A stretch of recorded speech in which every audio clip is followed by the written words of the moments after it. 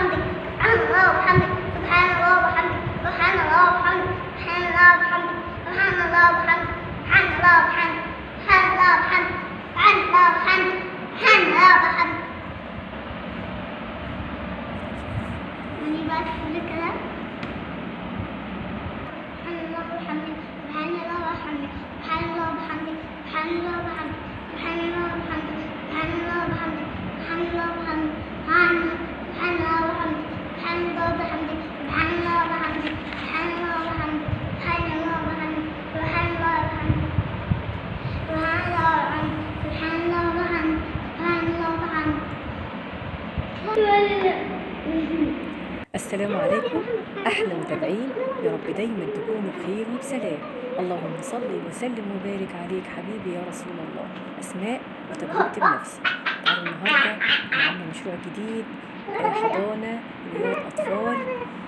ما شاء الله نتعلم وكمان نعلم أطفالنا على أساس بسم الله الرحمن الرحيم. الحمد لله رب العالمين الرحمن الرحيم مالك يوم الدين. إياك نعبد وإياك نستعين. اهدنا الصراط المستقيم صراط الذين أنعمت عليهم غير المغضوب عليهم. الله الصمد هو الله أحد الله الصمد لم يلد ولم يولد ولم يكن له كفوا أحد. بسم الله قل هو الله أحد الله الصمد لم يلد ولم يولد ولم يكن له كفوا أحد. بسم الله الرحمن الرحيم قل هو الله أحد الله الصمد لم يلد ولم يولد ولم يكن له كفوا أحد. بسم الله الرحمن الرحيم قل أعوذ برب الفلق من شر ما خلق ومن شر غاسق إذا وقب. قل هو الله أحد الله الصمد الناس ملك الناس إله الناس من شر الوسواس الخناس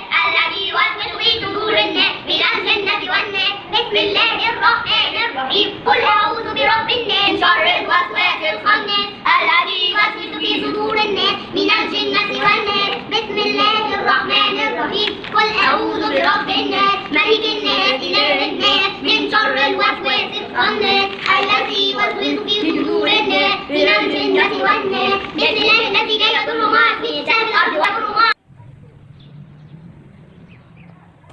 هذه الدار اسمها دار فاطمة الزهراء لتحفيظ القرآن، طبعا تحت إشراف الأزهر الشريف. ودي طبعا المدخل بتاع الحضانة. يا رب كده أنجح في المشروع اللي أنا عاملاه، وإن شاء الله نتعلم ونعلم كمان أطفالنا. لو أنتم من سكان الإسماعيلية مدينة المستقبل يا ريت تشرفونا في شارع الكهرباء. الدار اسمها دار فاطمة الزهراء. وارموا أولادكم في حضن القرآن، ما تخافوش. بيتعلموا القيم، بيتعلموا ازاي اللي هم مثلا آداب الأكل والشرب، آداب دخول الحمام، لما نيجي ناكل نقول ايه، لما نشرب ونخلص أكل وكل الحاجات دي نقول الحمد لله. فاحنا طبعا نرمي أطفالنا في حضن القرآن، فبالتالي هنغرس في الطفل القيم السليمة.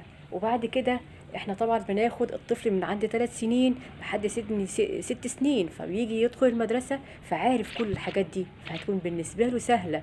وكل الكتب دي ان شاء الله وبفضل الله بندرسها مع الطفل على اساس الطفل يطلع سنة اولى ابتدائي يكون عارف ما شاء الله كل حاجة. ما نسيبش اطفالنا طول النهار نايمين وطول الليل صاحيين على التليفون والنت والتلفزيون، وفي النهاية نيجي نودي اطفالنا سنة اولى ابتدائي مش عارفين حاجة عن اي حاجة، وبالتالي نبص كده نشوف طفلنا مش فاهم حاجة فنضطر نديله دروس خصوصية. والدروس الخصوصية بكام النهاردة؟ فأنا من الطفل هو لسه صغير هو عنده 3 سنين أغرس فيه كل القيم السليمة دي، علشان مفيش وقت تاني اللي هو يجي الحضانة هيقولك لا أنا مش رايح حضانة، أنا هفضل في المدرسة ومش فاهم حاجة. فإحنا نرمي أطفالنا في حضن القرآن، ده أحلى حاجة في الدنيا، علشان إن شاء الله هم اللي هيقودوا الأمة بعد كده. يا رب يعجبكم الفيديو، ولو عجبكم الفيديو يا ريت تشتركوا في القناة. يا رب اللي يشترك في القناة ربنا يرزقه حج بيت الله الحرام. اللهم امين اللهم امين اللهم امين. وادعوا لي اللي انا استمر في هذا المشروع الجميل اللي احنا بنتعلم فيه، وبنعلم كمان اطفالنا اللي احنا ازاي نتعلم آداب الاكل والشرب. طبعا كل ده على رأسهم القرآن. اهم حاجة القرآن في الحياة، القرآن هو غذاء الروح.